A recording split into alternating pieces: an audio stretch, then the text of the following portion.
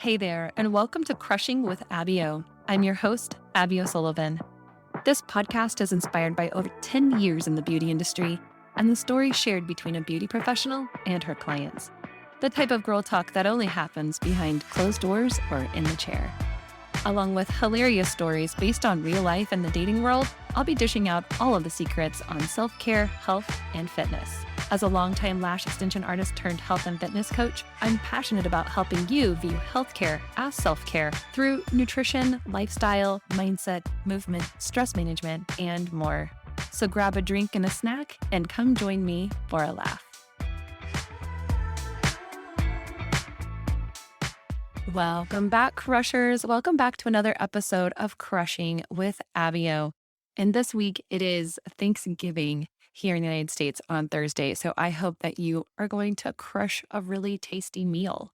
Before I jump into today's episode, I just want to take a moment to express how thankful, how grateful I am to have all of you here along for this ride, for giving me your time and your support, your reviews, your feedback, for showing up to the live event. It really means the world to me, and I have no plans on stopping this anytime soon. I'm really enjoying this. So I just wanted to say thank you. In today's episode, I sit down with Jenn Marker for a really varied chat about women's health. It's really around cycle syncing, which is aligning your nutrition and your training with your cycle, with your period. A lot of women I know, we're confused about, why do we have these cravings for chocolate? Why do I have zero motivation before my period starts? Well, there's a lot of things that you can do to actually mitigate the symptoms and manage all of this using your nutrition and exercise. So Jenn shares a lot about that, shares her personal journey. We dive into birth control and what our thoughts on are about that, how often it's prescribed for various things. We might get a little fired up a couple of times in this episode. We talk about sex education, when and why you might consider cycle syncing, and even hot flashes. We also touch a little bit on cinnamon roll taste testing. So if you're in the Seattle area, you're definitely going to want to take notes on that because Jenn's tried them all. Jenn Marker is the creator of the Body Rebuild Blueprint, a cycle connection program for women. This training, nutrition, and hormone support program is designed to help women lose weight and gain strength without restrictive diets or excessive cardio by syncing it all to a woman's unique monthly cycle. She has been a personal trainer since 2010, is a CrossFit Level 1 coach, as well as a hormone, mindset, and neurotype specialist. Jenn has also created a cycle connection coaches program. Please welcome Jenn Marker to the podcast. All right, Jenn, welcome to the podcast. How are you doing? I'm good. Thank you for having me. It's good to be here. I'm so excited to talk about cycle syncing today. Mm-hmm. But first, I want to know, how did you get into coaching in the first place? Well, as far as like coaching is concerned, so I got into coaching after doing CrossFit. I was a personal trainer and I got into CrossFit because clients asked me about CrossFit and they're like, is CrossFit bad? And I was like, well, I'm not going to talk poorly about anything till I do it. I did it. I got addicted. So I totally fell down the only way you're going to get better is if you work out every day. So I was a personal trainer. So I would work out at the gym and then I'd go do CrossFit and then I'd probably stay after and do another CrossFit. But of course, at that time I was afraid of carbs and, because carbs were bad, but fats were bad, but eating, 1,600 calories, that was the only way you were going to get a six pack. And, Wow. Somehow you were supposed to, anyways, basically like a Yeah. hot mess. And finally got to a point where I was like, oh my gosh, I'm putting in all this work, all this time, and I'm not seeing what I would expect for this. The only piece that's missing at this point is nutrition. So I got a coach and he's like, you need more carbs, you need more fats, you need more calories. And I was like, but I'm going to get fat. And I didn't. And I got stronger and I got leaner and all my injuries that had been plaguing me for years seemed to disappear. And I was like, weird, what? Like eating Wow. Yeah. made all this happen. And it just kind of lit that fire because as a personal trainer, I was kind of relying on the magazines and the little bit of nutrition that they give you in personal training certifications. Mm-hmm. And it wasn't applicable. So I, got my level 1 nutrition cert through NCI and got my like hormone specialist and mindset specialist and all the other like master's classes. And it just kind of lit that fire. And, as going through it, it was like, oh my gosh, there's so many people out there that are relying on the magazines, and it's giving terrible advice and putting people in these places where they have injuries and they don't sleep and they aren't, reaping the rewards of all the work that they're putting in. So Mm-hmm. it was just one of those things like, wow, at one point when I didn't know any better, I kind of preached that stuff. Like I regurgitated what the magazine said and I applied that to my own life. And there's so much misinformation out there that I was like, I need to be one of those people that actually brings the right information. Mm-hmm. So that was kind of the start of getting into nutrition coaching.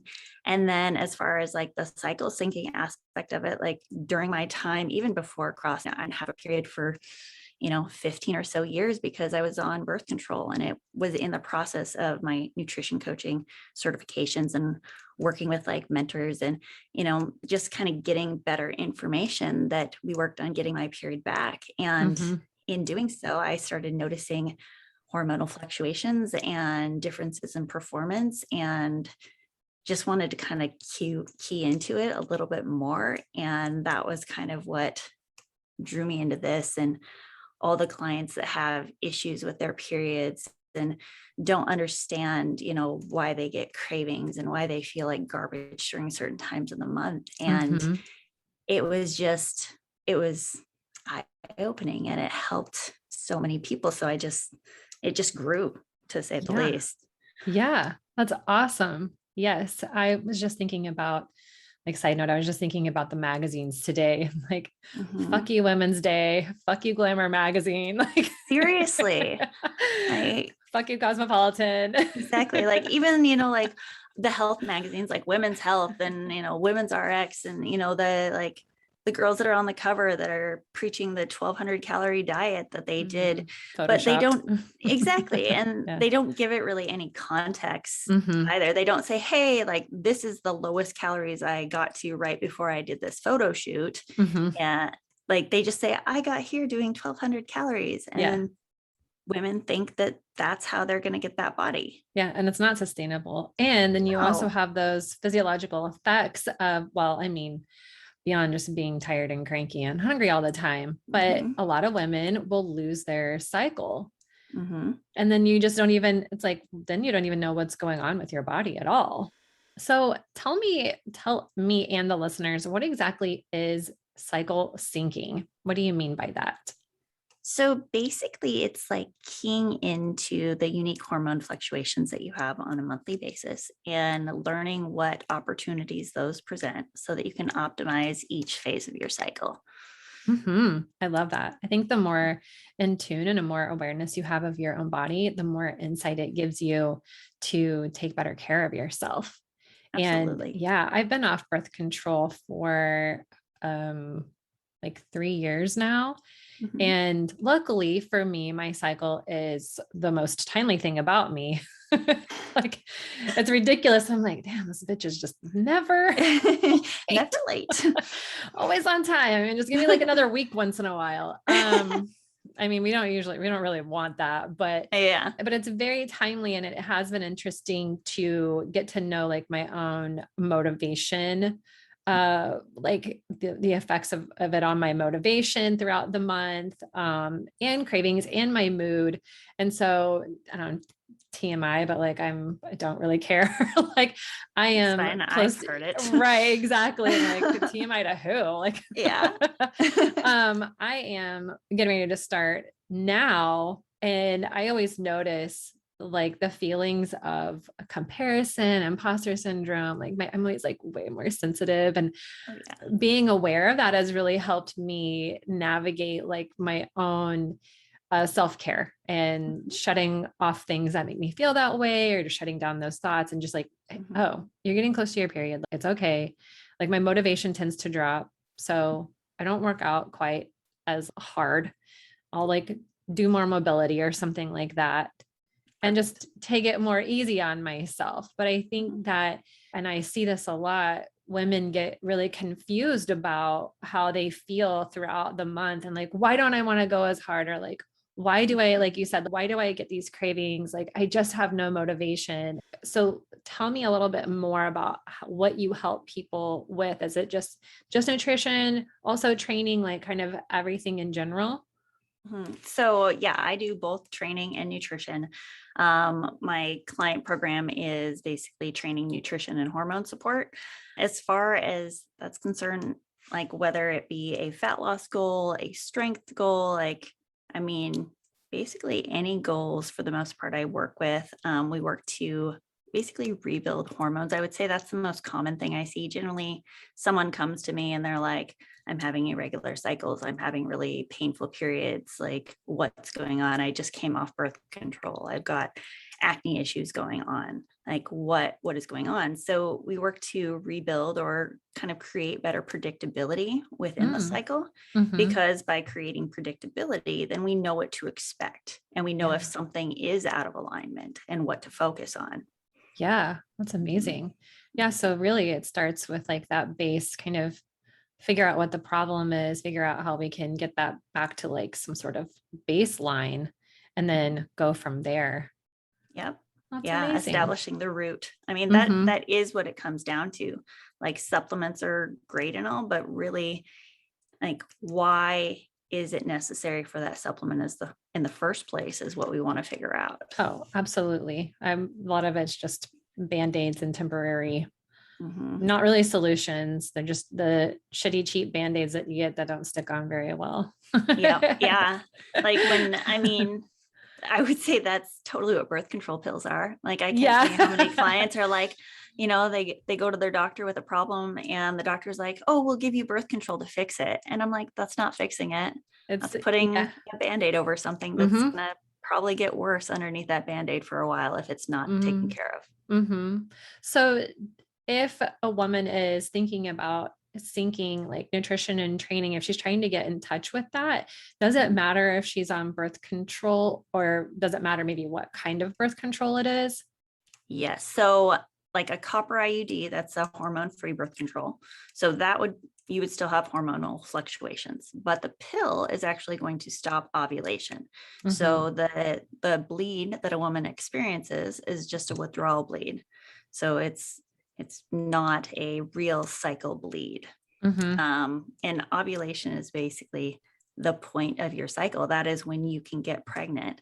So the pill stops that. So you do not receive progesterone when you're not ovulating. Mm-hmm. So you can't really see the predictability within the cycle if you don't have progesterone. Yeah. I think that I mean, life changes are life changes, but I definitely feel like I was way more up and down when I was on birth control. I Mm-hmm. had like way lower lows than Mm-hmm. normal. And I have worked on my hormones quite a bit this year. And it did get to a point where I was getting really bad anxiety before my period, like Yep. way bad. And Mm-hmm. I told my coach, like, I think we need to, whatever we're doing, we need to slow down. I was like, I don't care. I was like, honestly, I don't care if it hinders my fat loss, like muscle gain process. Like I can't feel like that. And Yeah. we ended up just tapering off what we were doing and it's been fine. So Mm-hmm. it was like my levels were brought back up and then, Mm-hmm. but it's so Mm-hmm. interesting to just learn more about that and start to question a little bit the traditional forms of help in air quotes that we've been Yes. given. Yes. Like the directive or the narrative that we've been told, the conditioning of all of it, and the fact that people just, I mean, I went in to talk to my doctor not even about birth control. and she wasn't like doctor, it's just like a health clinic or whatever, but she's like, oh, let me tell you about an IUD. And I was like, actually I don't, that's not why I'm No. here. Yeah. And I actually am not interested at all in any more birth control. Like there Yeah, are other ways to manage this. So absolutely. like, if you think that I don't want to get pregnant, there's other ways to manage that, which I don't. So, but Mhm. anyway, yeah. Birth control, I swear it is like the catch-all for so many things. It's like you go into the doctor and you're like, I've got a cold. How about some birth control pills? Like, no, like I didn't come in here for that. But I mean, that does feel like what happens. It's like, oh, Yeah. you have acne. Oh, you have painful periods. Oh, you have heavy periods. Oh, you have this. Like, how about some birth control? And it's like, well, but why do I have those things? Like, Mm-hmm. that's the question that needs to be asked. Yeah. We just got to dig And deeper. yeah, and as far as like birth control is concerned, like I know getting on birth control, like being given birth control, like yes, I went in for pregnancy prevention, but I wasn't aware that I wasn't going to have a period, and that even when I came off of it, like I might not get a period, and what exactly it was doing. I didn't know that it was keeping me from ovulating. I thought Mm-hmm. it was fixing my cycle. Like I Mm-hmm. thought it was just keeping me from getting pregnant. Oh, I didn't. I used to use the one that you would take where you would only get 4 periods a year. I used Uh, to manage my period that way. mhm. So like I would only get my period like 3 or 4 times a year. And of course, whenever I got it, I was the only person that had ever had a period. And I was like, oh, oh my God. And getting off of it, I'm like, wow, that you actually have very manageable periods and it's very timely. And now that you're aware of that, it's like, wow, that's so interesting just to have that awareness. And I think it also, we just, women need more encouragement to advocate for themselves and to ask more questions Yes, and to demand different answers if they need them, if they 100%. think something is off, because like, trust yourself, like, when Mhm, something's off. mhm. And if they're not asking you deeper questions, like we need to be able to we need to advocate for ourselves. And I think that that is something that I see happening in this space more as there's more voices and more people encouraging and promoting that. And I love that, because it probably helps that social media is a thing, but it's not ever something that I would have really thought of for myself when I first got on birth control. I was 18. Like I didn't really have any other questions. It was like the same as you, like, just don't get pregnant. Yep, exactly. I Mhm, don't have any idea about my body, but let's not get pregnant. mhm.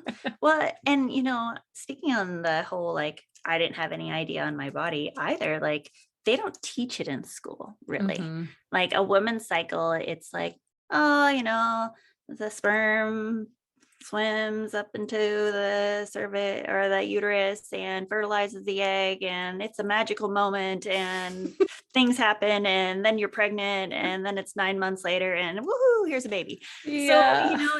it's just, I mean, I think I even went into more detail in that little description than you probably get in school. Yeah. And, as I was researching and getting into this, I was like, wow, like I'm almost 40 and it's taken me this long to understand how my hormones should be fluctuating, what the benefits of them are, like why it's important. Why didn't I know this sooner? Yeah, I agree. It's been very eye-opening the last few years, just learning that and learning those rhythms about myself. And then even as I've worked with a coach for like the last, I guess we've been working together a little over a year now. And it was originally for gut health. And then we went into hormones because I found out about the Dutch test, and I, started being around bodybuilders who, diet so far down that kind of the same with you, like they lose their cycles and they have a lot, their hormones bottom out. And I had just been curious, like where mine were. And so did the Dutch test and they were low. And I was like, oh, well, so cool. Now we can work on that. And it's been Mhm. so neat. And that's why I really encourage people who, like, if there are certain things, like you can take, obviously you can make sure your nutrition is good, get some water, get some sleep, get some movement. And if things are still kind of, if your cycles are off or if something is bothering you in that area, like you can dig in and you can look a little further. And there is a way to get more information available to you and find things out. So Yeah. what do you think, like on the topic of sex ed in schools? And I don't know what they do now. It was just like, boys have a penis, girls have a vagina. Like, Right. you're going to get your period. I had no idea what to do with that either. So it's like, what's a tampon? Like, how do I do that? Like, I read the instructions on the box. I mean, who hasn't read the directions like in the tiny print? But what do you think like would be, especially at that age, do we even have a clue? Did I have a clue? Would I have even understood what any of that meant? Would I have fully grasped it? Do we just need more ongoing education? Are kids more mature now and they know? Oh, I don't even know. Like, that's a good question. Yeah. Well, so I did work with a high schooler, and Cool. one of the things that we did work on was just nutritionally putting her cycle in a good place. So she came suffering from like migraines and having like heavier cycles. And, as a teenager, it's kind of like when hormones start to be released, it's kind of like this dry riverbed, and they kind of crevices start to forge as cycles continue. But at the beginning, it's like it kind of goes here some months, and then it kind of goes here some months. So, as women are just getting their cycles, as teens are getting their cycles, like that is scary. And there needs to be more education around, hey, like here are some things you can do to support the predictability of your cycle so that it doesn't get so bad, so that you can have more awareness of it. Yeah. So more support. Yeah, absolutely. for sure. And it needs to be something that male teachers need to be comfortable with, or men, period, need to be comfortable with this. And, like tampons and pads need to not be so taboo. Like, yeah, I mean, put them out on the counter. Why are they locked in a box? Exactly. Why are they hidden? Like, exactly, put them out on the counter. I mean, is that maybe a whole other discussion about how women's issues are very like, oh, we don't talk about periods. Yes. We don't talk about women having cycles. We don't, no, we're not. Ooh. And yeah. Ew, oh man. Ew. Oh, God. You're on your period. Oh, don't talk to me about that. But you know what? No, you're gross too. Yeah, exactly. Right. But no, I 100%, I think forever, really, like women have been taught to kind of downplay or like hide what's going on with their cycles. Like if it's painful, oh, don't talk about it. It's not something that you're public about. Yes, you will talk to your friends about it, but as far as, going and talking about it publicly, that's something that we've almost been taught to be ashamed of, which is not okay. Like there are answers for the things that you're experiencing. And if you hide them, if you're afraid to talk about them, you're never going to get those answers. And you're going to just think, oh, well, everyone's period is supposed to be painful. Everyone's period is supposed to be heavy. Like, those don't have to be the case. So I think, and I hope things are changing as women are talking about it more, and it's getting out there that, hey, there are answers. But I think for the longest time, women have been taught to just be quiet about the things that are painful to them. Like in lots of things. Yeah. Like I was thinking, just be quiet in general. Yes. And your hormones are making you crazy. So we better give you another pill for that. Yes. Instead of figuring out what else could be going on. Exactly. Yeah, I know. I'm like, that's another rabbit hole. We don't have to get hateful today. We'll save that for another time. When would like how would a lady know that this would benefit her? I mean, there's probably some really obvious answer there, but like like what symptoms might she be experiencing where maybe she should look into this more? I would say painful periods, like that's a big one. Heavy cycles, irregular cycles. I mean, there's a couple things. There's like, okay, there's a performance aspect of it because there are things from a performance side that, you can use to optimize performance as well. Like when you learn what your hormone fluctuations mean. If Mhm. we're just talking like if someone is dealing with discomfort associated with their cycle, then yeah, painful periods, irregular cycles, heavy cycles, major mood changes, like excessive weight gain, or I mean, it really is water retention. But Mhm. just even knowing that and knowing how to manage it better, or like make it even dissipate or go away, is Mhm. ways to take control of your life essentially back. Mhm. Because it does feel like, that week before your period or even days before your period, it's like, I don't know why I'm so hungry. I hate everyone and I'm in pain and I don't fit in any of my clothes. Life sucks. Mhm. So there are things that you can do to either understand what's going on in those instances or even incorporate better foods to manage them. Mhm. Why do women get so hungry around their period? I know that's every woman is like, oh my God, yes, I get so hungry around Mhm. my period, and the cravings. So during the last half or the luteal phase of a woman's cycle, serotonin and dopamine drop. Blood Mhm. sugars are unstable. So the likelihood of seeing, if you generally probably crave carbs because that's going to be something that serotonin is going to help you want to crave more of. Mhm. Dopamine is the chocolate, but generally you'll consume those things, get a insulin spike, which then equates to an insulin crash, with means hello hanger. Mhm. So just those things in combination with each other are going to lead you to be extra hungry, hangry, however you want to say Mhm. it. Reaching for carbs, reaching for the chocolate, and just like overall not feeling so awesome. Yeah. Even though, like, what's amazing about it, and something I was thinking about earlier was like when we were talking about women being quiet about it and being encouraged to be quiet about it. It's like we're life makers and givers. We Uh-huh. create life. We're responsible for that. And your body is gearing up for really intense process.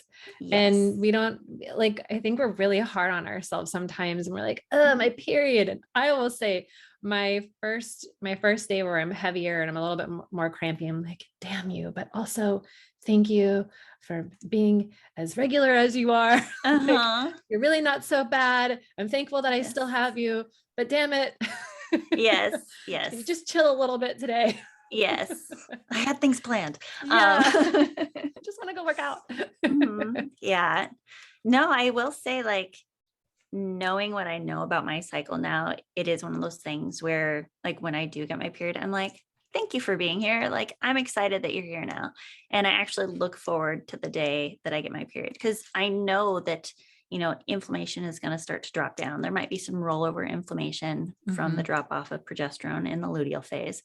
But moving into the follicular phase, I know that serotonin is going to be on the rise, dopamine on the rise, like blood sugars are stabilizing, inflammation is coming down, and like my energy is coming up. I'm Mhm. stronger. Like I'm excited when my period comes because I'm like, Yeah. yeah, now we're gonna Yeah. crush things. Yes, I actually totally agree with that. I know like the week before I just feel people are like, how do you stay motivated? And I'm like, well, it's just I know I need to go do it, but I also know when to give myself a break too Mhm. and take it a little bit more easy. And the other day I went to the gym and I just did a bunch of mobility. I did 3 sets of deadlifts and then I was like, I'm done. That's it. Yeah. That's all I want to do Uh-huh. today. I came and I Uh-huh. did, my hips feel better. Like I feel good. Mhm. But yes, usually even if it's my heavier bleed day, like I can go crush it in the gym. Mhm. Yeah. I have my energies back. It's like, cool. Like this is a nuisance, but as long as I'm not, because I have had slightly crampier times, like it's pretty even keeled lately. So, Mhm.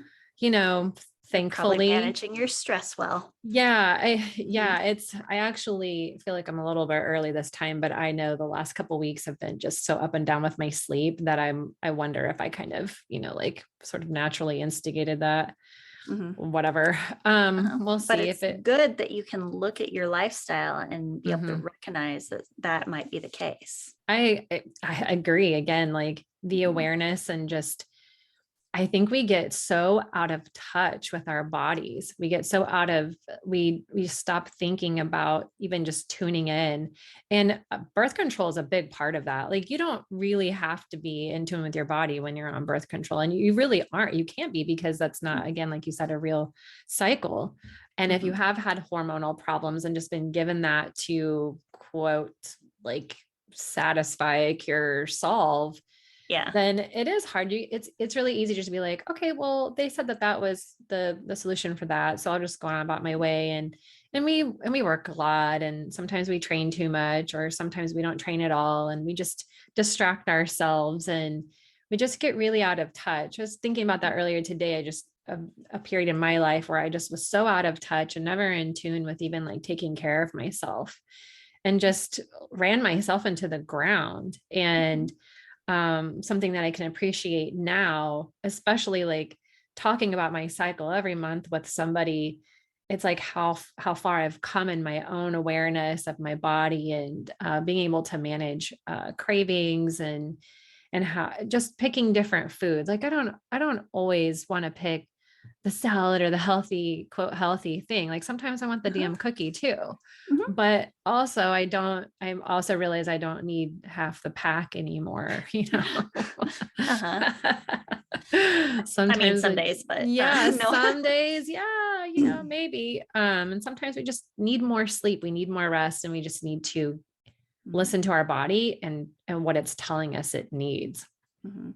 Well, and I think women are expected to do everything like all Hmm. the time. I talk to so many moms and it's like, oh, but I have to do this and I have to do that. And I feel like shit. And I'm not sleeping, but I have to do this. And it's like, okay, let's like for this last week, right before your period, maybe you don't have to do that. I understand taking care of the kids. And yes, there are certain things that you have to do in that regards, but there are other things that you don't have to do. And it is okay to say no, and your body will thank you for it. And you'll Hmm. probably notice that your cycles will start to feel better. They'll start to feel more regular if you Hmm. can just say no to a few things. And then also be able to read what your body is telling you. Like, if you know that your period's going to start next week, like maybe you don't go to CrossFit 6, 7 days a week. Maybe you go to Hmm. CrossFit like 2, 3 days, and then you do yoga like 2 days, or implement some other kind of exercise and just kind of pull back on things and allow your body to rest during that week, Hmm. because your body naturally has higher levels of inflammation when progesterone drops off, leading into your cycle. So if you're going to do things that are going to cause additional inflammation in your body, whether it be exercise or nutritionally speaking, lifestyle, Hmm. whatever, then that's going to make your periods worse. Yeah, it just exacerbates it. Just Mhm. more stress on top of more stress, Mhm. more inflammation, more stress. But I Yeah. mean, it does feel like that is the society that we're in right now. Like, Hmm. I mean, moms are expected to work a full-time job, run their kids to all the sports events, and they're supposed to take care of themselves. And more often than not, then they kind of let that go to the wayside. And then they're wondering why they're having these painful, terrible periods. And Hmm. it's like, okay, well, let's look at what's going on and let's see where we can make improvements. And it doesn't have to be an all or none kind of thing. Like, Yeah. I'm very much a like 1% better every day. Like, can you drink a Hmm. little more water? Can, we get a few more fruits and vegetables in? Like, can we get an extra 15 minutes of sleep? Like, it Yeah, doesn't have to be like everything or nothing happens at all. I agree. You still have to meet people where they're at. Mhm. And yeah, the all or nothing mentality, the like hustle culture, perfectionism, like, ooh, Mhm. it's, I don't know if it's just something that's drilled into us when we're young, or or if we place those expectations on ourselves, just are we like born people pleasers? I don't know. but there's a lot of it. There's a lot of it. There's a Yeah. lot of it there. Yes. Who has inspired you in your journey as a coach? Oh man. I feel like there's lots of people that inspire me to like do better and just to like help more people. Travis definitely inspired me to like do better and help more people and through health and just kind of understanding that there can be underlying things like Jason Phillips impact over everything, working to create more impact versus and that is the end goal, like being able to create impact in health, like Sam Miller, Lori King. God, I worked with like Amanda Borelli, like she's awesome. Like Marcos Riviera, he's awesome. Worked with him. There's like so many people that are inspirations as well as just people that I look to for advice and, just support. Yeah. And, Yeah. there's quite a few. I loved when Travis was to become a health detective. Yes. So I was like, oh, I always wanted to be a detective anyway. So like, this is awesome. Like I loved that phrasing because it's what we have to do. Yep. We have to look a little deeper. I love it. Yep. I was also thinking about women who, this is circling back, but women who are later getting closer to like menopause, like premenopause, going through those hormonal fluctuations. Do you work with women in that way as well? Because I'm sure it's not just like, there's not just like one age group. Sometimes that happens a little sooner than we would want, I would suppose. Yeah. So yes, I definitely work with women that are transitioning through perimenopause, like into menopause. So in that case, it's important to understand what that process looks like. So, as a woman is transitioning, then we see kind of intermittent ovulation start to occur. So that means that she will see progesterone start to kind of dip because of the lack of ovulation. And then there will be wildly fluctuating estrogen. And then, understanding that that can have an effect on insulin resistance and knowing how to manage that kind of insulin resistance as she moves forward. But also just, in that transition period, keeping hormones as predictable as possible. So making sure to add in supporting nutrients from foods to support estrogen and testosterone and progesterone through the right times in the cycle are ways to help for a smoother transition, I guess you could say. Help mitigate all of that. Do you have any suggestions for like hot flashes? So calcium D-glucarate is something that I've recommended for hot flashes, and that's been really helpful for women. That would probably be the number one thing that I would recommend. Like I know that's such a like common like annoyance. It disrupts your sleep. It disrupts your day. Yes. And, one of the things when my hormones were off, I was starting to get like hot flashes and night sweats. And I mean, my hormones were a mess. I can look back and see that. But things like that. I thought it was my mattress because I had gotten like a memory foam mattress and read somewhere that it had less pressure points so that you would potentially sweat more. And I'm like, oh, that's got to be what it is. Well, I've heard that about memory foam mattresses, and I have one too, but it does have the cooling gel layer on top. But I know like pre-period, my sleep is kind of shitty. And I think I run a little like hotter. I don't know. I just feel like I have been hot the last couple of nights. So maybe it has something to do with it. Maybe I just need to turn my air down, but I'm like, maybe that's a new thing that I need to pay attention to right now. I don't know. But well, I mean, your basal body temperature does change. So, it is possible that you're seeing slightly higher temperatures at night. You have a slightly higher respiratory rate and resting heart rate. So, there are some things that could be going on. I always love knowing like the actual thing that's happening rather than it Mhm. being a mystery. I think when you Yes. can pinpoint something or you can put a name on it, it gives it so much less power over you. And I've 100%. just like with imposter syndrome, just learning that it's a nervous system response rather than just this like weird imaginary thing. That's not imaginary, but this weird thing that happens and you feel like shit about yourself and there's no way to control it.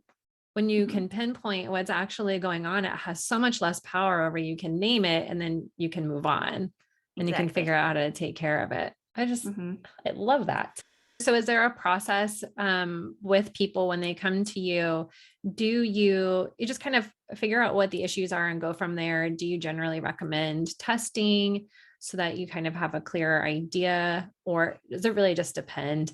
It depends. Like Yeah. there's some people that it's like, okay, like I think it's important that we go get a blood test to see where you are in your cycle. Or even just like if I suspect, say, progesterone, I may suggest someone go get blood work around day 21 of their cycle because that is when we would expect it to be the highest. Mhm. And if it's not, then we know that, we need to kind of take a look at some other things that might be affecting progesterone levels. But sometimes it's just a matter of someone not eating enough. And Mhm. so when it comes down to looking at someone's overall lifestyle, it might not be necessary to go get a test right away. It might be Mhm. like, hey, like you eat 1,200 calories and you exercise 7 days a week. Like we need to identify why or what we can pull back there. Because this could be the root of your problem. Like Mhm. me getting a blood test that tells me that something is low and you wanting me to supplement it with something is not fixing the root of why it got there in the first place. Mhm. How long does it generally take in your experience if someone's hormones are low or kind of wonky?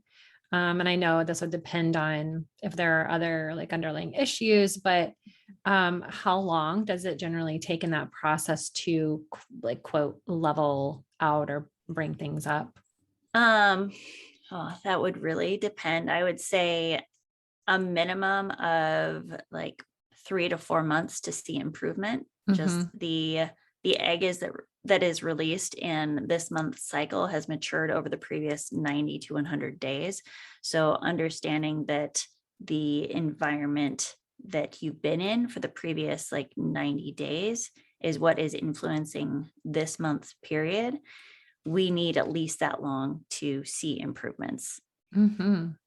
That's so cool to know that. Mhm, I'll just learn even more sitting here talking to you. I love it. mhm. I think that also, like, we have to have a little patience. Again, we have to have some patience with ourselves and the process, whether it is like weight gain or hormones or like gut health. Like, we have to know that there is a process and a healing journey that the body has to go through. And we do have to like honor that. Yep, Yeah. 100%. Yeah.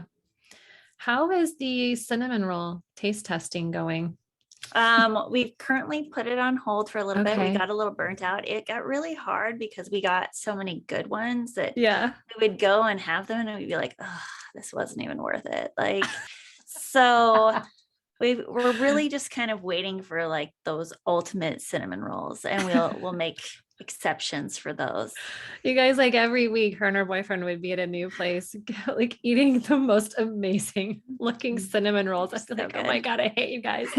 But I'm like really curious. I got to know what you thought about that. Mhm. Oh yeah. Well, if you ever need a list, like coming to Exactly. Seattle, I will give you a cinnamon roll tasting list and you will just Yes. go from place to place. Okay, so one time I went to visit a friend and she lives outside of Cincinnati and they have like a donut trail. There was all Ooh, these a donut different, yeah, like trail. all these different donut shops in the area. And I was driving through you got to get up early for the donut Uh-huh. shops. So I'm like driving through Absolutely. the fog and the hills and the back roads, like to all these different donut shops so I could get a t-shirt.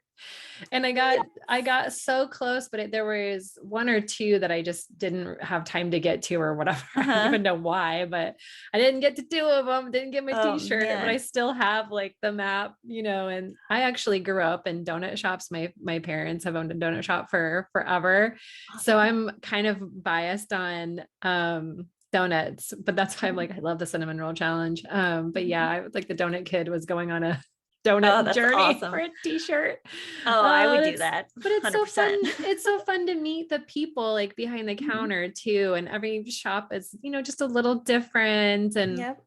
some of them are really cute and some of them are real mom and pop, not cute, but some of them just like really play up the donut aspect and the kitsch of it all a little bit. But so do you have like an official like top 10 or whatever list? Oh yes. Oh yes. I probably have like a top 3, top 5.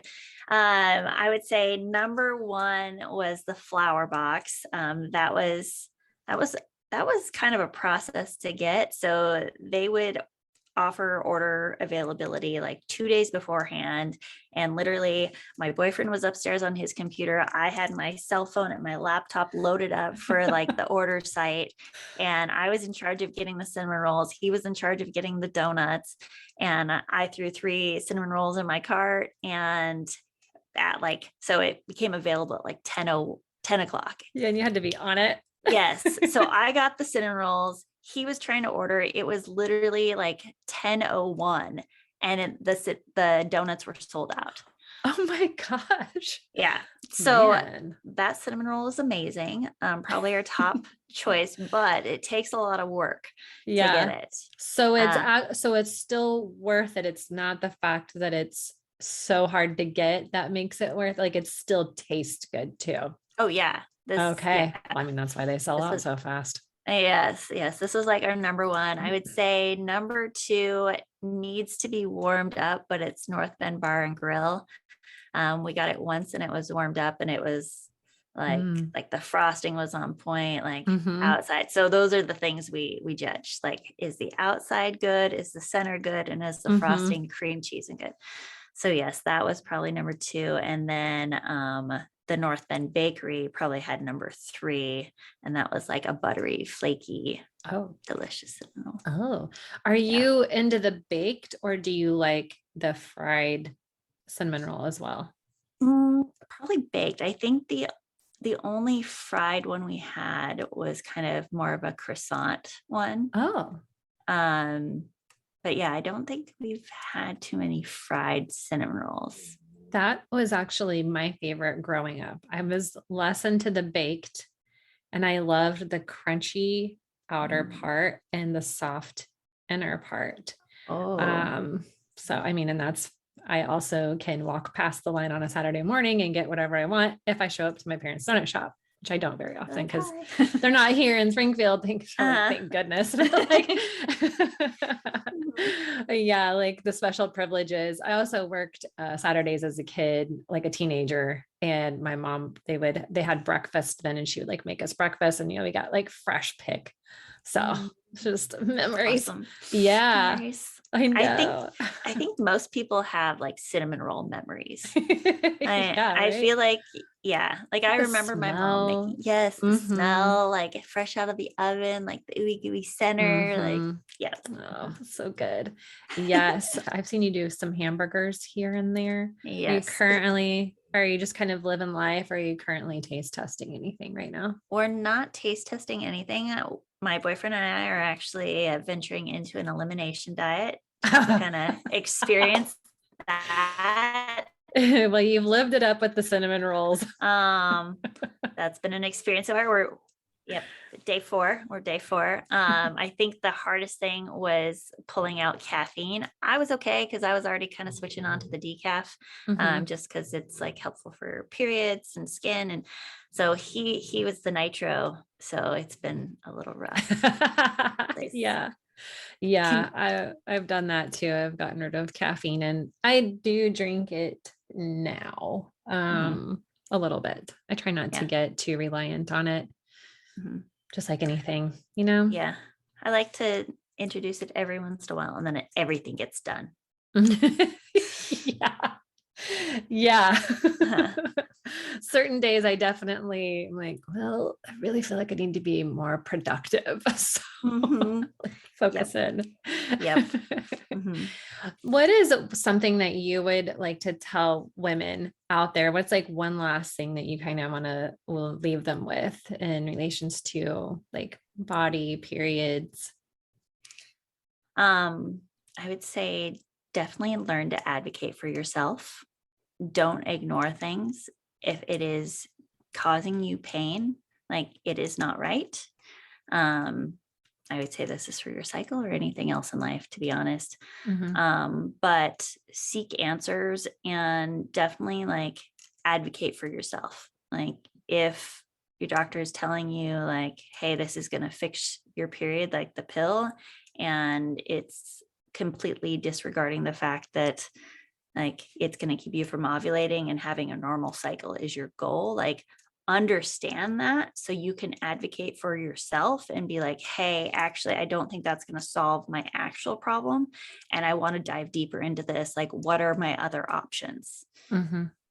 So yeah, that would be my biggest thing. Like, yeah, I love that. Advocate for yourself. I love that too. I've had a lot of conversations with, as I've gotten more into that dive deeper type of thing myself, obviously as a nutrition coach too, and just in my own journey, I have a lot of conversations like that with people too. I'm like, you can just ask someone else.